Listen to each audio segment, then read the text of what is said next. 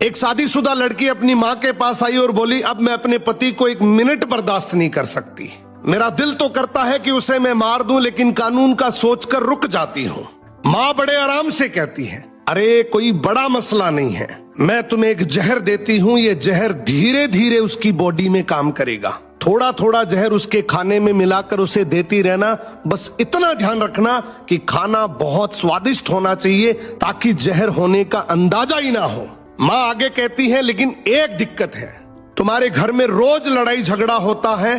पूरे खानदान को, रिश्तेदारों को, पड़ोसियों को, दोस्तों को, सबको पता है कि तुम दोनों की आपस में बनती नहीं, तो शक तो तुम पर ही जाएगा। तो तुम्हें एक काम करना है, जब तक जहर अपना असर दिखा रहा है तब तक तुम घर का माहौल बदल देना, उसके साथ प्यार मोहब्बत से रहना, उसकी बात मानना, उसे खुश रखना, उसे इज्जत देना। तो लड़की कहती है, ठीक है, कुछ ही महीनों की तो बात है, मैं ऐसा कर लूंगी। और वो जहर की पुड़िया अपनी माँ से लेकर अपने ससुराल आ जाती है। 1 महीना भी नहीं गुजरता और वो दोबारा अपनी माँ के पास आती है और कहती है कि माँ, जो जहर आपने मुझे दिया था, क्या उसका कोई तोड़ है? तो माँ पूछती है, क्यों, क्या हो गया? लड़की कहती है, मैंने नियम से कुछ दिन जहर उसके खाने में मिलाकर उसको दिया, लेकिन वो तो बिल्कुल बदल गया, मुझे बहुत प्यार और इज्जत देने लग गया, मेरा ख्याल रखता है, मेरी बात मानता है, मुझे खुश रखता है। अब मुझे शर्मिंदगी महसूस हो रही है कि मैं ये क्या करने लगी थी।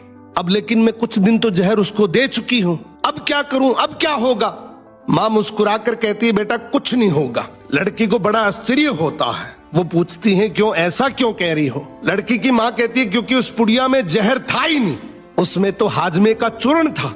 जहर उसकी जिंदगी में था, तुम्हारे रवैये में, तुमने अपना रवैया बदल लिया तो बस सब ठीक हो गया। माँ अगर चाहे तो बेटी का शादीशुदा जीवन स्वर्ग बना सकती है। एक रिसर्च में पाया गया है कि तलाक होने के पीछे 80% रीजन लड़की की माँ होती है। कड़वा है मगर यही सच है।